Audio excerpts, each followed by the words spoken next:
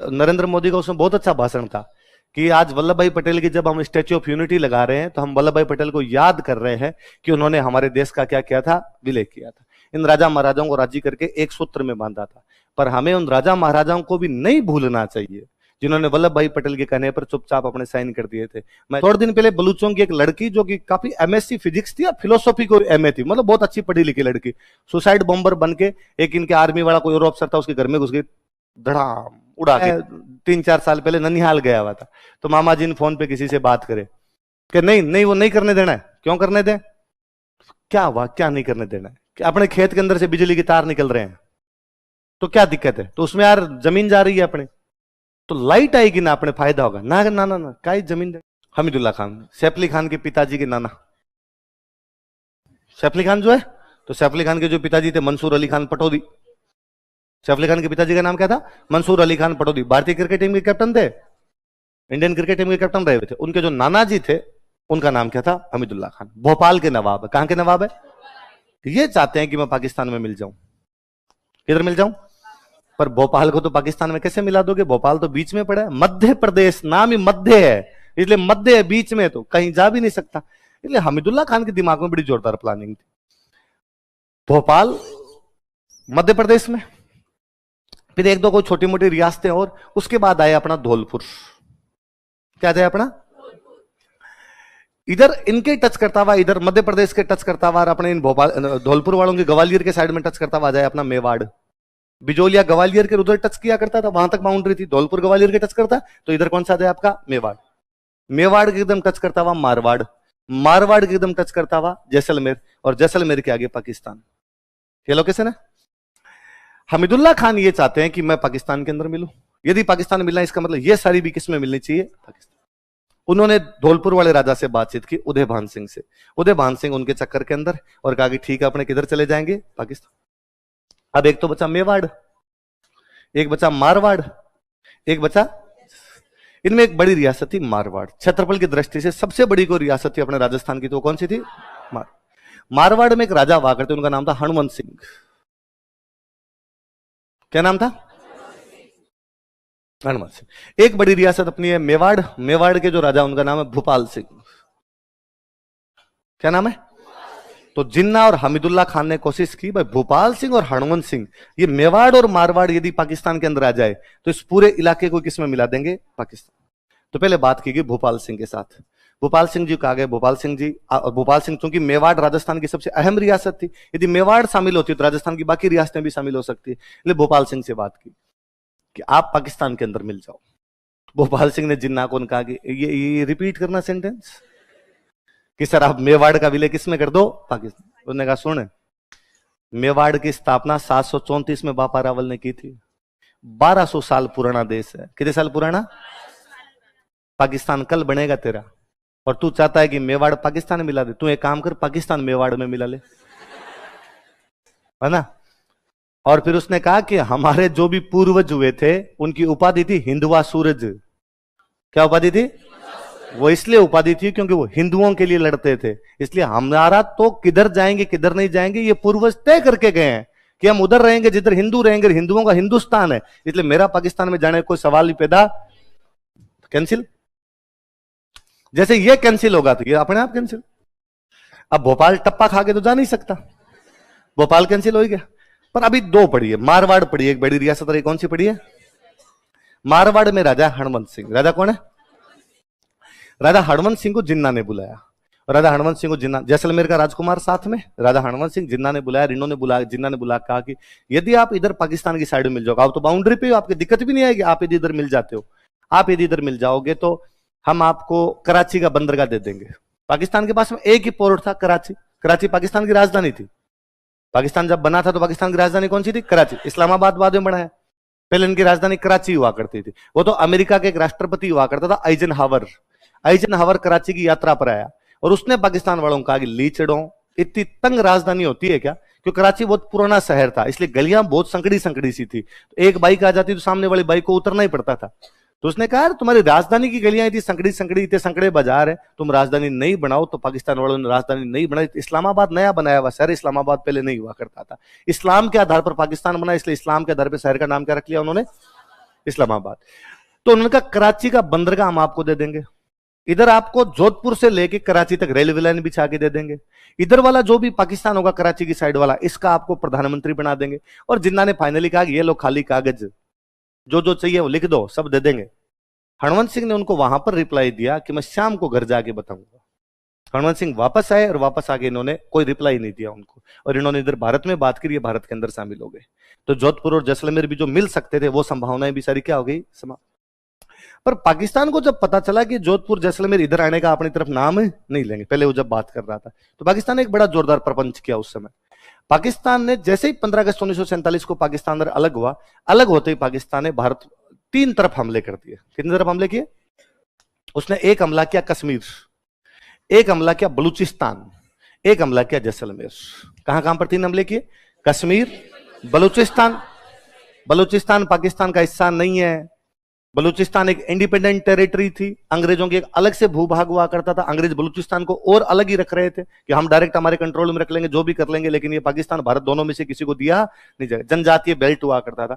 पाकिस्तान ने एक हमला बलूचिस्तान पे किया, पूरे बलूचिस्तान को खा गया, और बलूचिस्तान पे पाकिस्तान ने कब्जा कर लिया। आज बलूचिस्तान पाकिस्तान का एक अंग है। उसने कश्मीर पर हमला किया। कश्मीर में अपने राजा हुआ करते हरि सिंह। राजा कौन थे? राजा हरि सिंह। राजा हरि सिंह के दिमाग में दूसरी बात थी। राजा हरि सिंह के दिमाग में यह बात हुआ करती थी कि भाई ये कश्मीर है, तो कश्मीर की बाउंड्री एक तरफ लगती है पाकिस्तान से, एक तरफ लगती है अफगानिस्तान से, एक तरफ लगती है रसिया से। जब ये उज्बेकिस्तान, तुर्कमेनिस्तान, ये तो 1991 में बने, 1991, तब तक तो देश कौन सा हुआ करता? रसिया। तो रसिया की बाउंड्री डायरेक्ट कश्मीर की लगती है अपने। एक बाउंड्री लगती है चाइना की, एक बाउंड्री लगती है तिब्बत की, और इधर से बाउंड्री लगती है इंडिया की। इतने सारे देशों की बाउंड्री कश्मीर की लगती थी। इसलिए कश्मीर का यह मानना था कि हम एक देश बनाएंगे और ये सारे घूमने कश्मीर आएंगे। जैसे आज यूरोप में स्विट्जरलैंड है, वैसे कश्मीर में सारे हनीमून मनाएंगे। इसलिए अपने तो लोगों के हनीमून मनवा मनवा के पैसे कमा लेंगे, इसलिए अपने को किधर भी जाने की आवश्यकता। पाकिस्तान उधर से कश्मीर पे हमला कर देता है। जैसे ही पाकिस्तान ने हमला किया, पाकिस्तान की आर्मी आधे तक यहां तक पहुंच गई। मान लो कश्मीर के राजा ने अपनी सेना भेजी, भाई लड़ो पाकिस्तान से जाके। कश्मीर के राजा की सेना पाकिस्तान से मिल गई। किसे मिल गई?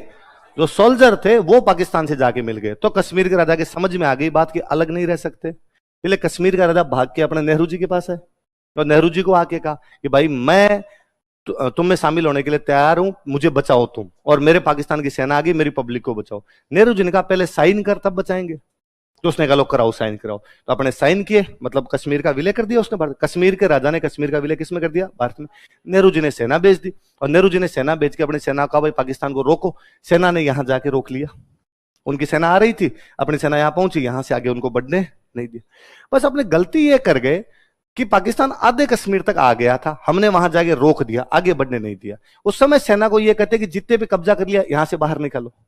क्योंकि जब कश्मीर के राजा ने कह दिया कि मैं कश्मीर का विलय कर रहा हूं, तो पूरे कश्मीर का कर रहा है ना, पूरे कश्मीर कर रहा है, तो पूरा कश्मीर हमारा है। यदि पूरा कश्मीर हमारा है तो फिर जिस आधे पे कब्जा कर लिया उसको छुड़वाने का अधिकार भी हमारे पास है। पर तब हम नए नए आजाद हुए थे, तब दिमाग नहीं लगाया, और नेहरू जी ने कहा लड़ाई नहीं करनी, हम तो यूएनओ में जाएंगे। संयुक्त राष्ट्र संघ नया नया बना था, और यूएनओ कहता भी था कि कोई लड़ेगा तो मैं पंचायती करूंगा। ये तो बाद में पता चला कि यूएनओ के पास कुछ ही नहीं है, फालतू की पंचायती करता है। और नेहरू जी इस मामले को कहां पे ले गए? यूएनओ ने जाते ही कहा कि यहां पे जनमत संग्रह करवा लो। क्या करवा लो? रेफरेंडम, जनता से पूछ लो कि वो इंडिया में रहना चाहता है कि पाकिस्तान। जैसे उन्होंने कहा जनता से पूछ लो, नेहरू जी बहुत अच्छे से जानते थे, जनता से पूछते, जनता कहेगी कश्मीर पाकिस्तान में दो, कश्मीर किधर दो। तो नेहरू जी ने कहा नहीं खेल रहा, नहीं खेल रहा, मैं तो चीटिंग है, चीटिंग, और गलती से आ गए, ये तो बाइलेटरल मैटर है, द्विपक्षीय मामला है। अब ये हुआ कि जितने पे पाकिस्तान आ गया था वो कश्मीर पाकिस्तान के पास, जितना अपने पास रह गया वो कश्मीर अपना। इसलिए अपने तो कहते हैं पीओके, पाक ऑक्यूपाइड कश्मीर, पाकिस्तान कहता आईओके, इंडियन ऑक्यूपाइड कश्मीर। इसलिए कश्मीर बीच का ही होके रह गया। तो बलूचिस्तान तो खा गया पूरा, कश्मीर खा गया आधा। एक हमला किया जैसलमेर पे। कहां पे हमला किया? जब जैसलमेर पे हमला किया तो जैसलमेर में राजा को, जवाहर सिंह राजा थे, जवाहर सिंह को लगा पार पड़ेगी नहीं, तो राजा ने हाथों हाथ जोधपुर के राजा के पास मैसेज किया, वह राजा जी पाकिस्तान का हमला हो गया, आपकी सहायता की आवश्यकता है। जोधपुर में राजा हणवंत सिंह, राजा कौन है? हणवंत सिंह ने अपनी एयरफोर्स और अपनी इन्फेंट्री दोनों जैसलमेर की रक्षा के लिए भेज दी। एग्जैक्टली एयरफोर्स, जब तक जोधपुर भारत में नहीं मिला था, जोधपुर एक अलग देश था। जोधपुर के पास एयरफोर्स थी, 12 हवाई अड्डे थे। कितने हवाई अड्डे थे भाई? सीधी सी बात है, जोधपुर के राजा को लंदन जाना तो फिर कैसे जाएगा? हवाई अड्डा तो होना चाहिए ना उसके पास। तो पूरे आर्मी बेस, एयरफोर्स बेस सब कुछ थे इनके पास में अपने। तो जोधपुर के राजा ने अपनी एयरफोर्स भेजी, अपनी इन्फेंट्री भेजी। एयरफोर्स ने जाके ऊपर से पता लगाया कि यार ज्यादा सैनिक नहीं आ रहे, उधर पाकिस्तान की तरफ से थोड़े से लोग आ रहे हैं, वो भी पाकिस्तान वाले सेना की ड्रेस में नहीं है, जनजातियों वहां के जो लोग रहते हैं उनके कपड़े पहन के वहां से आ रहे हैं। और जैसलमेर के कई गांवों को उन्होंने लूटना शुरू कर दिया, कई गांवों पे कब्जा कर लिया, एक दो थानों पे कब्जा करके हथियार उठा के ले गए वहां से। इसलिए जोधपुर के राजा ने जैसलमेर के राजा को कहा कि एयरफोर्स लगाने की तो आवश्यकता नहीं है, हमारी इन्फेंट्री जो है वो पाकिस्तान की इन्फेंट्री को हरा के भगा देगी। इसलिए जोधपुर की सेना ने पाकिस्तान की साथी हुई सेना को हरा के भगा दिया। तो जैसलमेर ये बहुत अच्छे से जानता था कि हमारा अस्तित्व है किस पे टिका हुआ है।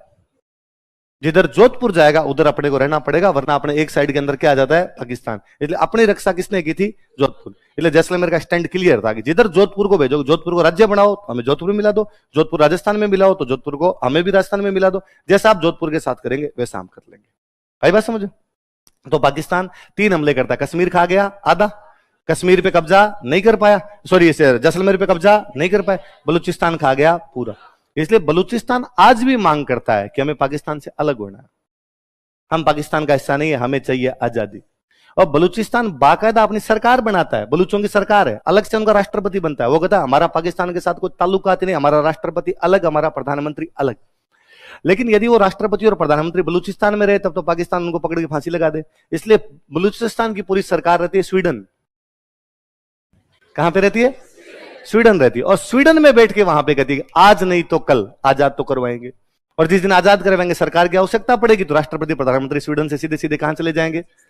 और बलूच लड़ रहे हैं, कई सालों से बलूच लड़ रहे हैं, एकदम पाकिस्तान की आर्मी से लड़ रहे हैं, पाकिस्तान वालों को हराने की कोशिश कर रहे हैं। और हम तन मन धन से बलूचों के साथ हैं, पूरा सपोर्ट है, ढंग से सपोर्ट है अपना।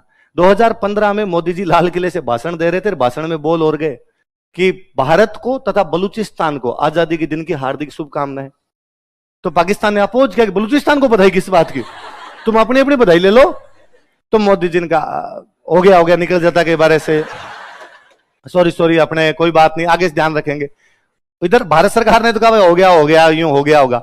उधर से बलूचिस्तान का जो राष्ट्रपति स्वीडन में बैठा है उसका हाथों हाथ ट्वीट आया कि भारत के प्रधानमंत्री माननीय नरेंद्र भाई दामोदर भाई मोदी को मेरे हृदय की अनंतिम तल की गहराइयों के साथ स्वागत है। बलूचों के संघर्ष में हिंदुस्तान ने जो हमारे साथ खड़े रहने का जज्बा दिखाया है, हम बलूच हमेशा हिंदुस्तान के आभारी रहेंगे और अपने बहुत ढंग से साथ में। और बलूच लगे हुए बेचारे, आज नहीं तो कल बलूच ले लेंगे। सीधा सीधा अपने सपोर्ट कर नहीं सकते क्योंकि बाद में इधर उधर के पेंच कई अड़ जाते हैं, बाकी अपना ढंग से सपोर्ट है। अभी 3-4 महीने पहले बलूचों ने पाकिस्तान का एक एयरक्राफ्ट गिरा लिया, उसमें 12 आर्मी कमांडर थे। पाकिस्तान के 12 आर्मी कमांडर जा रहे थे, एक मिसाइल मार के पूरा गिरा गए वो बलूचों ने। और उस दिन जैसे ही इधर बलूच गिराते उधर वो स्वीडन में जो उनका राष्ट्रपति बैठा वो जिंदाबाद का नारा लगाता है उधर। थोड़े दिन पहले बलूचों की एक लड़की जो कि काफी एमएससी फिजिक्स थी और फिलोसॉफी को एमए थी, मतलब बहुत अच्छी पढ़ी लिखी लड़की, सुसाइड बॉम्बर बन के एक इनके आर्मी वाला कोई और ऑफिसर था उसके घर में घुस गई, धड़ाम उड़ा गई, सब कुछ उड़ा गई। तो बलूच बहुत ढंग से लगे में, आज नहीं तो कल बेचारे आजादी तो लेंगे अपने उनके साथ में कि भाई बलूचों को आजादी मिलनी चाहिए, कोई देश पर कोई कब्जा कैसे कर सकता है, तो बलूचों को आजादी मिल जाए।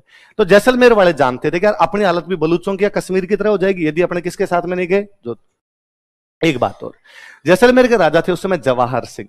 तो कहते हैं कि जब पाकिस्तान का हमला उधर से हुआ तो जोधपुर के राजा हनुमंत सिंह ने जवाहर सिंह के पास मैसेज भेजा कि हमारी सेना पाकिस्तान की सेना को रिटेलिएट करके भगा देगी, मैं आपके लिए एक वायुयान भेज रहा हूं, एक विमान भेज रहा हूं, आप इसमें बैठिए और जोधपुर आ जाइए।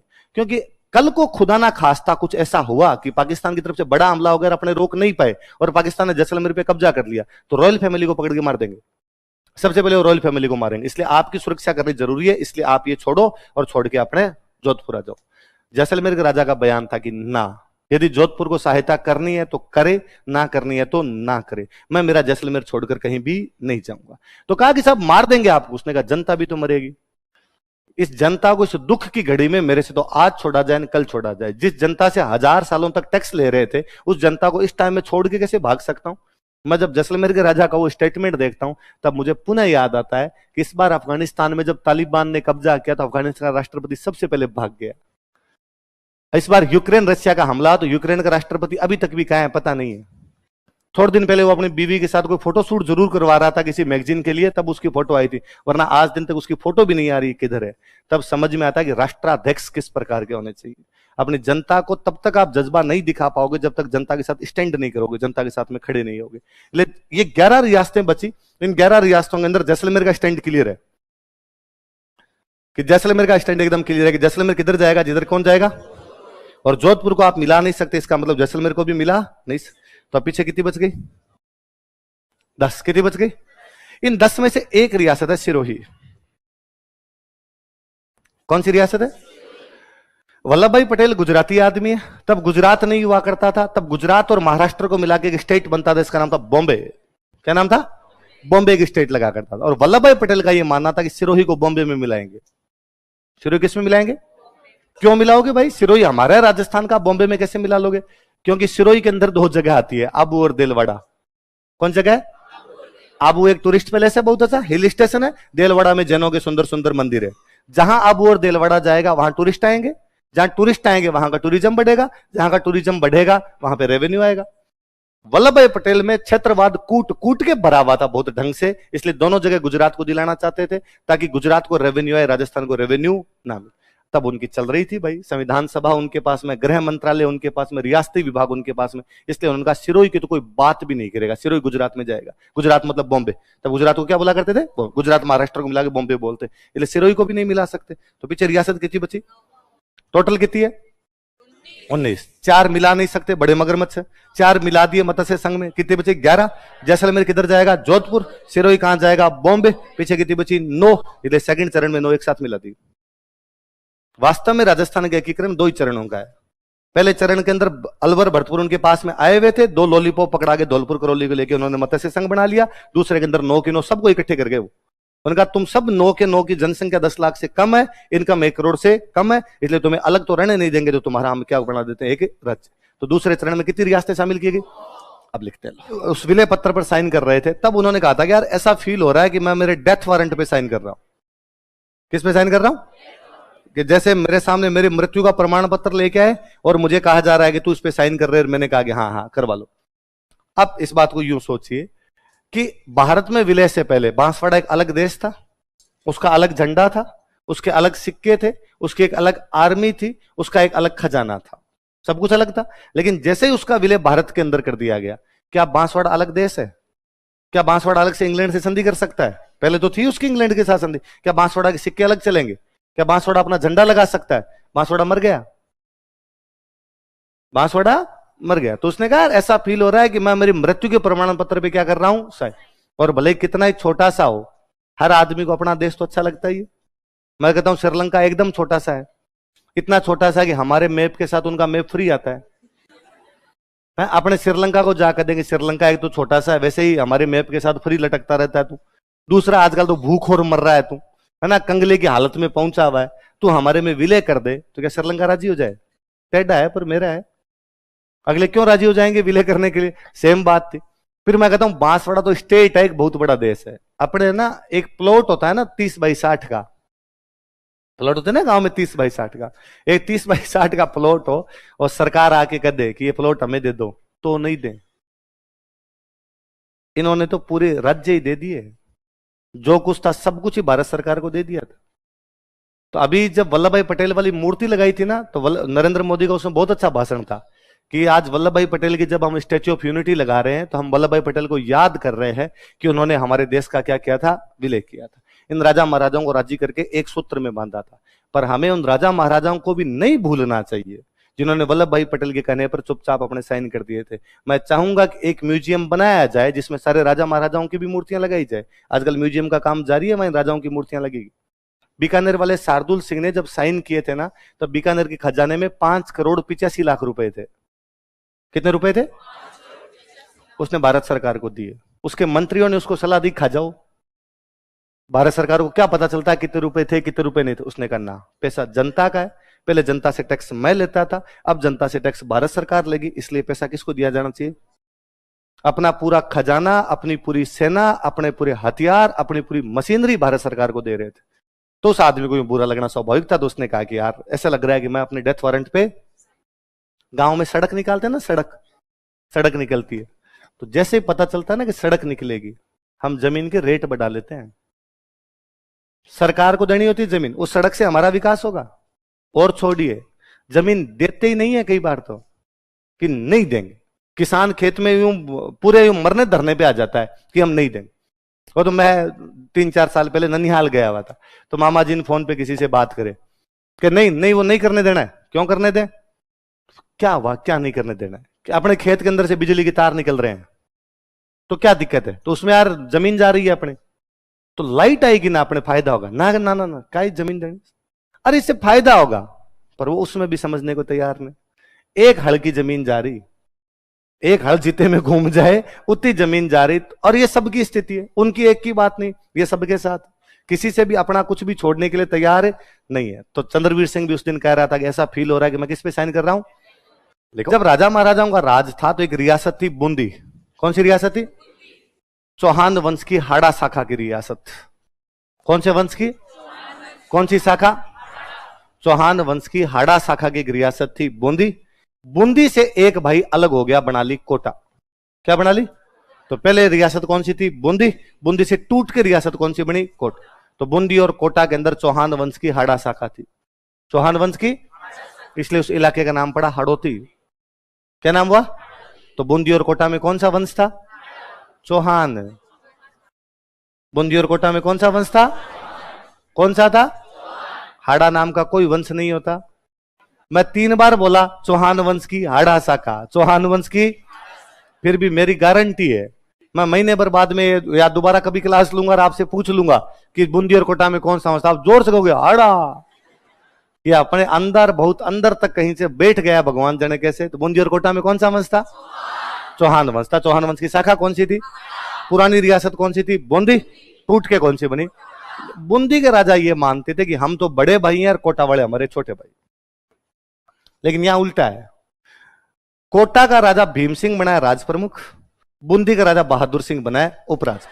तो बहादुर सिंह ने ऑब्जेक्शन किया और बहादुर सिंह ने वल्लभ भाई पटेल को कहा कि वल्लभ भाई पटेल, बूंदी बड़ा भाई है इसलिए मुझे बनाओ राज प्रमुख, कोटा छोटा भाई है इसलिए उनको बनाओ उपराज। वल्लभ भाई पटेल ने कहा कि बहादुर सिंह जी, हम तो ये देख रहे हैं किस राज्य की इनकम कम और किस राज्य की ज्यादा है। आजकल कोटा की इनकम ज्यादा है, कोटा थोड़ा ज्यादा पावरफुल है, इसलिए कोटा वाले बनेंगे राज प्रमुख और आप क्या बनोगे? इसलिए बहादुर सिंह की वहां तो चली नहीं, और कोटा वाले तो बन रहे हैं राज प्रमुख और बहादुर सिंह क्या बन रहे हैं? 25 तारीख को बनना था राजस्थान संघ, 25 को राजस्थान संघ बनना था। उससे 2 दिन पहले 23 तारीख को बूंदी के राजा बहादुर सिंह मेवाड़ के राजा से जाके मिले। मेवाड़ के राजा कौन है? कौन है? भोपाल सिंह जी से जाके मिले कि भोपाल सिंह जी, 2 दिन बाद 25 मार्च को राजस्थान संघ बन रहा है, आप मेवाड़ को राजस्थान संघ में शामिल कर लो। भोपाल सिंह ने कहा कि यार मैं राजस्थान संघ में शामिल हो जाऊं या मेवाड़ को राजस्थान संघ में शामिल कर लूं, इसमें तेरा क्या फायदा है और मेरा क्या फायदा है? उन्होंने कहा सर आपका फायदा तो यह है कि अभी आप कहां के राजा हो? कहा मेवाड़। कहा फिर मेवाड़ तो ही कोटा, बूंदी, झालावाड़, डूंगरपुर, बांसवाड़ा, प्रतापगढ़, टोंक, किशनगढ़, शाहपुर, तो रह के राजा आप हो गए, राजस्थान संघ के राजा आप। भोपाल सिंह का गुड आइडिया। और कहा सर आपका तो प्लान था कि राजस्थान संघ बनाना है, मालवा, सौराष्ट्र, राजस्थान को मिला के। सारे नहीं है, जितने आ रहे हैं वो कौन से कम है? अब से तो ज्यादा ही हो रहे हैं। भोपाल सिंह ने कहा ठीक है, बात मान ली, पर तेरे क्या फायदा? बहादुर सिंह ने कहा कई बार खुद के फायदे नहीं देखने होते। कोटा वाले राज प्रमुख बन रहे हैं, पर यदि आप शामिल हो जाओगे तो आप राज प्रमुख बनोगे, कोटा वाले क्या बनोगे? उपराज प्रमुख बनेंगे। शांति मिल जाएगी शांति। और भारत के तमाम लोग ऐसे ही हैं, हम अपने दुख से दुखी, हम पड़ोसियों के। भोपाल सिंह ने कहा कि ठीक है यार बहादुर सिंह जी, लिहाज रखी, रिश्तेदार हो यार, शादी ब्याह रिश्ते नाते होते हैं अपने में। भोपाल सिंह ने 23 मार्च को वल्लभ भाई पटेल को फोन किया और वल्लभ भाई पटेल कहा कि वल्लभ भाई पटेल, मैं महाराणा भोपाल सिंह बोल रहा हूं और हम जो 25 तारीख को आपके कोटा में कार्यक्रम होने जा रहा है राजस्थान संघ का, इस राजस्थान संघ में मिलने के लिए तैयार, राजस्थान संघ में मिल जाएंगे हम। वल्लभ भाई पटेल को भरोसा ही नहीं हुआ कि राजस्थान संघ में मिलने के लिए तैयार ही बैठे। वल्लभ भाई पटेल ने पहले इनसे बात की थी कि आप राजस्थान संघ के अंदर मिल जाओ। तब इन्होंने वल्लभ भाई पटेल को कहा था कि बापा रावल ने 734 में मेवाड़ की स्थापना की, 1200 साल पुराना देश है, और तू चाहता है कल के राजस्थान संघ में मिल जाए। भोपाल सिंह तो आज मिले कल मिले, मेवाड़ जिंदाबाद था, जिंदाबाद है। तो जैसे वल्लभ भाई पटेल को इन्होंने चला के फोन किया, वल्लभ भाई पटेल तो सीट से खड़े हो गए, उन्होंने कहा पक्का आप भोपाल सिंह बोल रहे? अरे मैं खुद श्री श्री 1008 एकलिंग दीवान महाराजा धीराज महाराणा भोपाल सिंह स्वयं बोल रहा हूं। वल्लभ पटेल ने कहा अरे अरे Bhopal Singh ji hold hold hold, Bhopal Singh ji hold एक बार। और हाथों हाथ दूसरे फोन से कोटा वालों को फोन मिला है भीम सिंह को, और कोटा वाले भीम सिंह को फोन मिलाते उठाते वल्लभ भाई पटेल ने कहा कि भीम सिंह जी वो जो परसों 25 तारीख कार्यक्रम उसमें चेंज है, अब उद्घाटन होगा उदयपुर में, राजधानी होगी उदयपुर, राज प्रमुख बनेंगे भोपाल सिंह। और भीम सिंह को लगा हालात बदल गए, जज्बात बदल गए। और भीम सिंह का ये क्या तरीका है, मैंने तो वो विजिटिंग कार्ड छपवा लिए राज प्रमुख भीम सिंह, बार बोर्ड भी लगा दिया कि राजधानी कोटा में आपका हार्दिक स्वागत है, और परसों वाले कार्यक्रम के लिए जलेबियां बनानी शुरू कर दी हमने तो इधर, और ये कोई तरीका नहीं होता। वल्लभ भाई पटेल ने कहा भीम सिंह जी सुनो, मेवाड़ जैसी बड़ी रियासत शामिल हो रही है, सांगा कुंभा प्रताप की रियासत शामिल हो रही है, हम हाथ से मौका कैसे जाने थे? तो भीम सिंह ने कहा सुनो वल्लभ भाई पटेल, तुम्हारी मेवाड़ को बाद में शामिल कर लेना, 25 वाले कार्यक्रम में कोई चेंज नहीं, एक बार तो कार्यक्रम होके रहेगा। तो वल्लभ भाई पटेल को लगा कि यार फालतू में राजा राजा लड़ पड़ेंगे, इससे अच्छा एक बार 25 वाला कार्यक्रम होने देते हैं, मेवाड़ को अलग से बाद में कर लेंगे। उधर वल्लभ भाई पटेल ने भीम सिंह आगे, ओके भीम सिंह जी जलेबियां देख लो, कच्ची नहीं रहनी चाहिए, थोड़ा ध्यान देना, पूरा उधर विजिटिंग कार्ड संभाल के रखो अपने। और वापस भोपाल सिंह जी को लाइन पे लिया, और भोपाल सिंह जी कहा भोपाल सिंह जी मेवाड़ जैसी महानतम रियासत जो 734 में बापा रावल ने जिसका 1200 साल पुराना इतिहास है, वो क्या बाकी रियासतों के साथ शामिल की जाएगी? नो शामिल हो रही है। 10वीं मेवाड़, क्या मेवाड़ लाइन में खड़ा होगा? नहीं, मेवाड़ के लिए अकेले के लिए कार्यक्रम किया जाएगा। तीसरे चरण में एक ही रियासत शामिल की जाएगी, वो कौन सी होगी? भोपाल सिंह जी आपके लिए स्पेशल प्रोग्राम करवाएंगे यार। भोपाल सिंह का वेरी गुड यार प्लान, ये बड़ा प्लान सही दिया है। तो इसलिए ये तय हो गया था 23 तारीख को कि मेवाड़ भी किसमें शामिल होगा? राजस्थान संघ। और मेवाड़ शामिल होगा तो मेवाड़ से मंत्री बनाने पड़ेंगे, इसलिए राजस्थान संघ में मंत्री नहीं बनाए, उन्होंने होल्ड कर दिया मामला कि यार मंत्री बाद में देख लेंगे। इसलिए तीसरे चरण में एक ही रियासत शामिल की गई केवल और केवल, वो कौन सी थी? तो लिखो